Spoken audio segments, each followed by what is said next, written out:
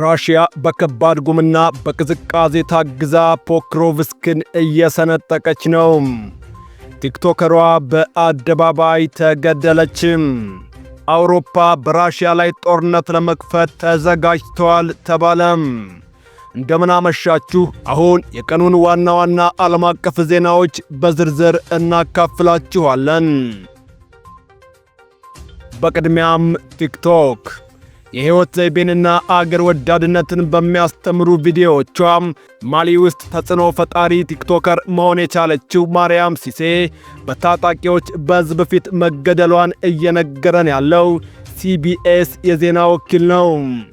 ባለሥልጣናቱ እንደሚሉት ከሆነም ሲሴ ቲምቡክቱ ከሚገኘው መኖሪያ ቤቷ ሰኞ አመሻሽ ላይ በታጣቂዎች ታፍና ከተወሰደች ከሰዓታት በኋላም በደርዘን በሚቆጠሩ ሰዎች ፊት በአደባባይ እንድትገደል ተደርጓል። ታዲያ ባለሥልጣናቱ ይህን አሰቃቂ ወንጀል የፈጸሙት ከጽንፈኞች ጋር ግንኙነት ያላቸው አሊያም የሚሊሻ ቡድኖች ናቸው ያሉ ሲሆን ሲሴን ያስገደላት ምክንያትም ምናልባት የማሊ ብሔራዊ መከላከያ ሰራዊትን ደግፋ በቅርቡ ቲክቶክ ላይ የለጠፈችው ቪዲዮ ሊሆን ይችላል ባይ ናቸው።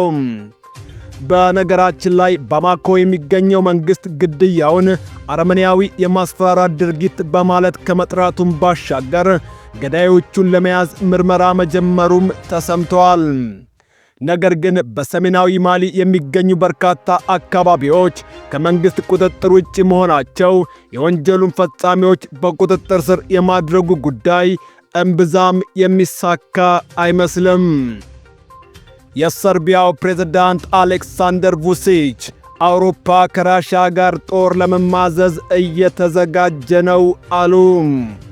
ወትሮም በዩክሬን በኩል በእጅ አዙር ራሽያን እየተዋጋ ያለው አውሮፓ ከራሽያ ጋር ውረድ እንውረድ ለመባባል እየተዘጋጀ መሆኑን የ55 ዓመቱ የሰርቢያ ፕሬዝዳንት አሌክሳንደር vučić እምነታቸው እንደሆነ በፒንክ ቲቪ በተሰራጨ ፕሮግራም ላይ መናገራቸው ሌላ የቀኑ ዓለም አቀፋዊ ትኩሳት ሆኖ ቀርበዋል።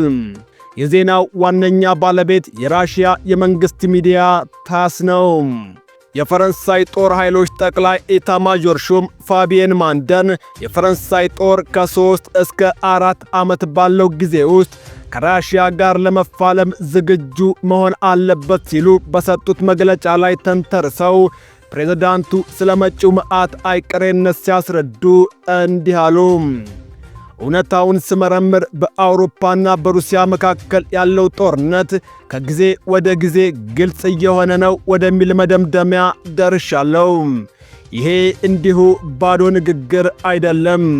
ሁሉም ለጦርነቱ እየተዘጋጀ ነው። ፕሬዝዳንቱ ደግሞም ምዕራባውያንና ሩሲያ በሚከተሏቸው እርስ በርስ በሚጋጩ ዓላማዎች ምክንያት ሰርቢያ በከባድና በአስቸጋሪ ቦታዎች መካከል ስለተገኘች ራሷን ለመከላከል የአገር መከላከያ ሰራዊቷን ማጠናከሯን መቀጠሏ ግድ ነው። ከዚህ ከሩሲያና ከዩክሬን እሰጥ አገባ ሳንወጣም ፖክሮቭስክን ለመያዝና አሳልፎ ላለመስጠት በሚደረጉ የሞት ሽረት ውጊያዎች ባለፉት 24 ሰዓታት ውስጥ ብቻ 217 ውጊያዎች መመዝገባቸውን ከሮይተርስ ላይ እየተመለከትን እንገኛለን። ራሽያ 4080 የመድፍ ውርጅብኝና 3965 ካምኬስ ድሮኖችን በመጠቀም አፋኝ የተባለ ድብደባ ስታደርግ፣ ዩክሬን በበኩሏ የራሽያን የእዝ ማዕከላትና የድሮን ማከማቻዎችን ማጋየቴ ይመዝገብልኝ እያለች ነው። ትናንት ሌቱን አካባቢ ወደ ፖክሮቭስክ መሃል በሞተርና በአነስተኛ መኪኖች መግባታቸው የተሰማው የራሽያ ወታደሮች ዛሬ ደግሞ የአየሩ ሁኔታ ጭጋጋማና ቀዝቃዛ መሆኑ ወደፊት ይበልጥ እየገፉ እንዲሄዱ እያገዛቸው መሆኑ እየተነገረ ነው። የዩክሬን የድሮን ስፔሻሊስቶች እንደሚሉት ከሆነም ይህ ጭጋጋማ የአየር ንብረት ሞተር ተፈናጠው መኪና ተንጠላጥለው ከተማዋን ሰንጥቀው እያለፉ የሚገኙ የራሽያ ወታደሮችን ኢላማ ለማድረግ ፈተና ሆኖባቸዋል። ታዲያ የዩክሬን አገር መከላከያ አሁንም ቢሆን የፖክሮቭስክ ከተማ አብዛኛው ክፍል በቁጥጥሬ ውስጥ ነው ቢልም ግንባር ላይ እየተዋደቁ ያሉ ወታደራዊ አዛዦች ግን የራሽያ ወታደሮች ከባድ ርጉም ተገን አድርገው ወደፊት እየገፉ ባሉበት በዚህ ወቅት የተለያዩ አቅርቦቶችን ለተዋጊዎቻችን የምናቀርብባቸው መንገዶች ለስሙ ክፍት ናቸው ከመባል ያለፈ ጥቅም የላቸውም ባይ ናቸው። እጅግ የከፋ ክትትል እየተደረገበት ነው በሚባለው ወደ ደቡብ አቅጣጫ በዛፖሪዥያ ክልል ለቀናት ከተደረጉ የቦምብ ድብደባዎችና የፊት ለፊት ውጊያዎች በኋላ ራሽያ በርካታ የዩክሬን ወታደራዊ መቀመጫዎችን በእጇ ማስገባት ችላለች። ዩክሬንም ለራሽያ ጥቃት ከተጋለጡ ቦታዎች በከፊል ወጥቻለሁ ያለች ሲሆን በሌላ በኩል ደግሞ የመከላከያ መስመሬን ግን አሁንም አላስደፈርኩም በማለት ላይ ትገኛለች።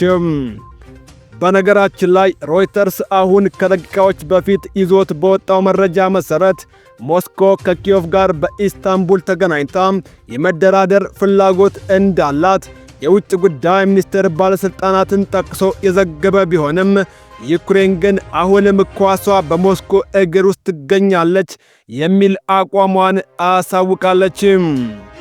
በሌሎች ዓለም አቀፍ ዜናዎች ዳግም እስክንገናኝ ቸር ያሰማን፣ ቸር እንቆይ።